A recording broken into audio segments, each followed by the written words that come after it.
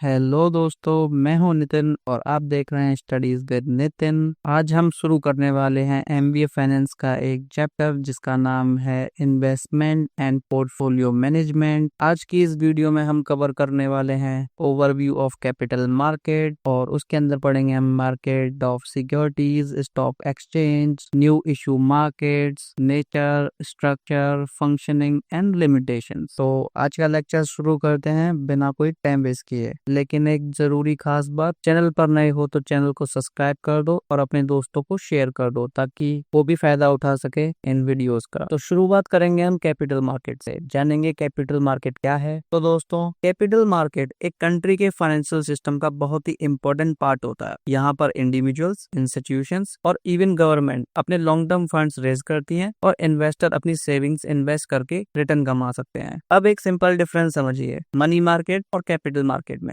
Money market short term funds के लिए होता है, यानी कि 1 साल से कम के लिए, लेकिन कैपिटल मार्केट में medium to long term investment के लिए होता है, यानी कि 1 साल से ज्यादा के लिए। आप इसे एक ब्रिज समझिए, एक तरफ से इन्वेस्टर जिनके पास पैसा है और दूसरी तरफ बोरोअर्स जिनके को पैसा चाहिए। कैपिटल मार्केट और उन दोनों को कनेक्ट करता है। यहाँ कंपनीज, गवर्नमेंट और financial institutions long term borrowing और इन्वेस्टमेंट करते हैं। इसका मेन फंक्शन है सेविंग को मोबिलाइज करके उन्हें प्रोडक्टिव इन्वेस्टमेंट में चैनलाइज करना। तो शॉर्ट में याद रखिए, शॉर्ट टर्म फंड के लिए होता है मनी मार्केट और लॉन्ग टर्म फंड के लिए होता है कैपिटल मार्केट। अब चलिए समझते हैं कैपिटल मार्केट की कुछ इंपॉर्टेंट फीचर्स। पहला है long term investment. Capital market में शेयर, डिवेंचर, बॉन्ड्स और गवर्नमेंट सिक्योरिटी जैसे इंस्ट्रूमेंट इशू भी किए जाते हैं जो लॉन्ग टर्म इन्वेस्टमेंट के लिए होते हैं। दूसरा है लिक्विडिटी। यहाँ शेयर्स और डिवेंचर इजिली बाय और सेल किए जा सकते हैं, मतलब आप अपने इन्वेस्टमेंट को कभी भी कैश में कन्वर्ट कर सकते हो, जिससे मार्केट में लिक्विडिटी बनी रहती है। तीसरा है वाइड पार्टिसिपेशन। कैपिटल मार्केट में सिर्फ इंडिविजुअल्स ही नहीं बल्कि कंपनीज, बैंक और इंश्योरेंस कंपनी, म्यूचुअल फंड्स और फॉरेन इन्वेस्टर भी एक्टिवली पार्टिसिपेट करते हैं। नेक्स्ट है रेगुलेटेड मार्केट। इंडिया में कैपिटल मार्केट से भी रेगुलेट करता है। इससे मार्केट में ट्रांसपेरेंसी, फेयरनेस और इन्वेस्टर को ट्रस्ट मेंटेन होता है। लास्ट है डुअल फंक्शन। कैपिटल मार्केट में एक तरफ फंड मोबिलाइज करता है और दूसरी तरफ उन फंड्स को एफिशिएंटली एलोकेट करता है। अब बात करते हैं कैपिटल मार्केट के मेन टाइप्स की। तो 2 टाइप्स की कैपिटल मार्केट होती है, प्राइमरी मार्केट और सेकेंडरी मार्केट। चलिए अब डिटेल में समझते हैं प्राइमरी मार्केट को। प्राइमरी मार्केट में कंपनीज अपनी सिक्योरिटी पहली बार इशू करती है और इन्वेस्टर्स उन्हें डायरेक्टली कंपनी से परचेज करते हैं। इस प्रोसेस में कंपनीज अपना कैपिटल रेज करती हैं bye issuing shares, debentures, bonds या फिर पब्लिक ऑफर्स। अब सवाल आता है कि सिक्योरिटी इशू कैसे होती है। तो इसके कुछ कॉमन मेथड्स होते हैं, जैसे पब्लिक इशू, आईपीओ। जब कंपनी पहली बार अपना शेयर पब्लिक करती है तो उसको क्या बोलते हैं? आईपीओ बोलते हैं, मतलब कि इनिशियल पब्लिक ऑफरिंग। दूसरा है राइट इशू, मतलब कि जब एग्जिस्टिंग शेयर होल्डर्स को नए शेयर लेने का स्पेशल राइट दिया जाता है। तीसरा है प्राइवेट प्लेसमेंट, जब शेयर लिमिटेड लोगों या इंस्टीट्यूशंस को दिए जाते हैं, सबको नहीं। लास्ट है ऑफर फॉर सेल, जब प्रमोटर या एग्जिस्टिंग शेयर होल्डर्स अपने शेयर बेच देते हैं पब्लिक को। एग्जाम्पल देखते हैं, जब कोई कंपनी अपना आईपीओ लॉन्च करती है, जैसे जोमेटो या एलआईसी ने किया था, तो वो प्राइमरी मार्केट पर होता है। चलिए अब देखते हैं सेकेंडरी मार्केट को। यहाँ पर वो सिक्योरिटी बाय और सेल होती है जो ऑलरेडी प्राइमरी मार्केट में इशू हो चुकी है, मतलब अब कंपनी डायरेक्टली इन्वॉल्वमेंट नहीं होती बल्कि इन्वेस्टर एक दूसरे के साथ ट्रेड करते हैं। इंडिया में मेजर स्टॉक एक्सचेंज है, जैसे बीएसई यानी कि बॉम्बे स्टॉक एक्सचेंज और दूसरा है NSE, national stock exchange. Example से और क्लियर हो जाएगा, अगर आपने रिलायंस के शेयर पहली बार आईपीओ के थ्रू खरीदा है तो वो प्राइमरी मार्केट का पार्ट था, लेकिन बाद में जब आपने वही रिलायंस का शेयर एनएसई या बीएसई पर किसी दूसरे इन्वेस्टर से खरीदा या बेचा तो वो सेकेंडरी मार्केट का पार्ट होता है। तो चलिए देखते हैं अब कैपिटल मार्केट में कौन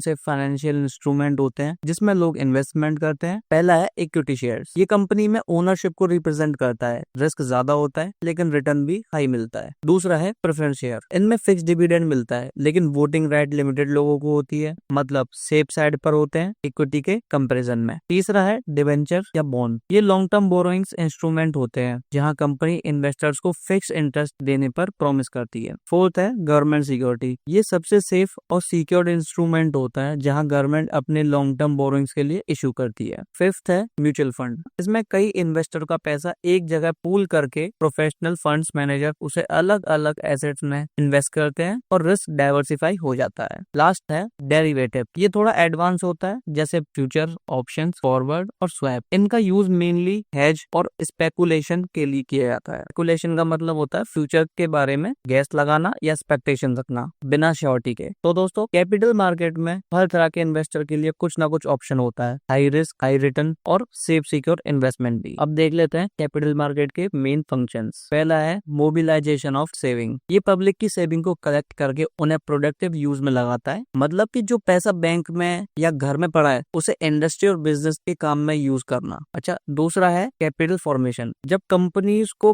फंड मिलते हैं नए प्रोजेक्ट और एक्सपेंशन के लिए तो उसे इंडस्ट्रीज और इकोनॉमिक डेवलपमेंट होता है। तीसरा है liquidity creation. Capital market securities को ट्रेडेबल बनाता है, मतलब आप शेयर कभी भी खरीद या बेच सकते हो और अपना पैसा कैश में कन्वर्ट कर सकते हो। फोर्थ है प्राइस डिटर्मिनेशन। डिमांड और सप्लाई के बेसिस पर सिक्योरिटीज के फेयर प्राइस डिसाइड होता है, यही मार्केट का नेचुरल मैकेनिज्म है। सेकंड लास्ट है रिस्क डाइवर्सिफिकेशन। कैपिटल मार्केट में बहुत सारे इंस्ट्रूमेंट अवेलेबल होते हैं, shares, debentures, bond, mutual fund, derivatives, जो इन्वेस्टर को अपना रिस्क स्प्रेड करने को ऑप्शन देता है। लास्ट है इकोनॉमिक ग्रोथ। जब फंड प्रोडक्टिव इन्वेस्टमेंट में जाते हैं तो पूरी इकोनॉमी का ग्रोथ फास्ट हो जाता है। तो दोस्तों कैपिटल मार्केट में सिर्फ ट्रेडिंग जगह नहीं बल्कि इकोनॉमी का एक स्ट्रॉन्ग पिलर है जो सेविंग को ग्रोथ में बदलता है। चलिए अब देखते हैं कैपिटल मार्केट में कौन कौन पार्टिसिपेट करता है। पहला है इंडिविजुअल इन्वेस्टर। ये हम जैसे आम लोग होते हैं जो अपनी सेविंग्स को शेयर, डिवेंचर या म्यूचुअल फंड में इन्वेस्ट करते हैं। दूसरा है इंस्टीट्यूशनल इन्वेस्टर। ये ग्रुप में बड़े प्लेयर आते हैं जैसे banks, insurance companies, pension funds और म्यूचुअल फंड्स जो लार्ज स्केल में इन्वेस्टमेंट करते हैं। तीसरा है कॉर्पोरेट सेक्टर। कंपनीज भी कैपिटल मार्केट में आती हैं ताकि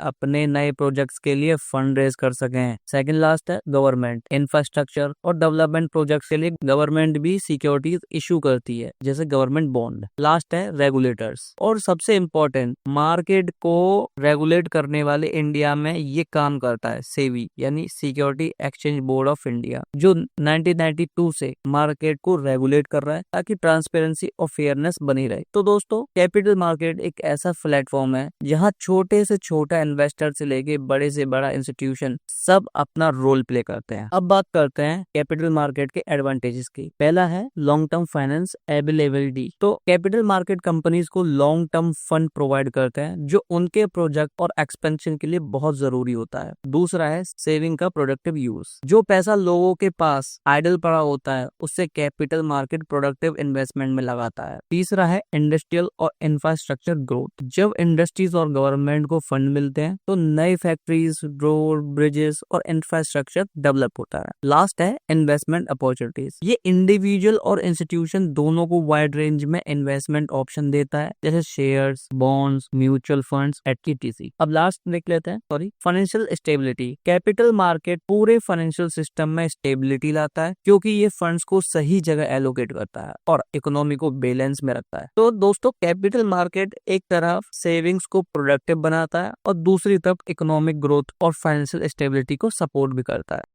तो आगे बढ़ते हैं कैपिटल मार्केट के लिमिटेशंस पर। पहला है स्पेकुलेशन एंड प्राइस मैनिपुलेशन। कभी कभी मार्केट में स्पेकुलेशन ज्यादा हो जाती है। स्पेकुलेशन मतलब मैं पहले बता चुका हूँ। स्पेकुलेशन का मतलब होता है प्रॉफिट कमाने के लिए रिस्की एसेट्स में पैसा इन्वेस्ट करना, ठीक है, जिसमें ज्यादा प्रॉफिट आए। तो कभी कभी मार्केट में स्पेकुलेशन हो जाती है जिससे शेयर प्राइस आर्टिफिशियली ऊपर या नीचे हो जाते हैं। दूसरा है lack of investor awareness. Developing countries में बहुत सारे इन्वेस्टर्स को कैपिटल मार्केट की प्रॉपर नॉलेज नहीं होती, इस वजह से उन्हें लॉस हो जाते हैं। तीसरा है market volatility risk. Stock market में प्राइस, डिमांड, सप्लाई और न्यूज के बेसिस पे बहुत फास्ट चेंज होती है जो रिस्की होता है। लास्ट है स्कैम एंड फ्रॉड्स। कभी कभी बड़े स्कैम भी हो जाते हैं जैसे बड़े फेमस आपने सुना ही होगा हर्षद मेहता स्कैम 1992 जिसने पूरे स्टॉक मार्केट को हिला दिया था। तो दोस्तों कैपिटल मार्केट के फायदे बहुत है लेकिन चैलेंजेस को समझना उतना ही जरूरी है। तो आज के लेक्चर का ये सेकंड लास्ट टॉपिक है। तो क्या रोल होता है कैपिटल मार्केट में सेबी का। तो सबसे पहला ये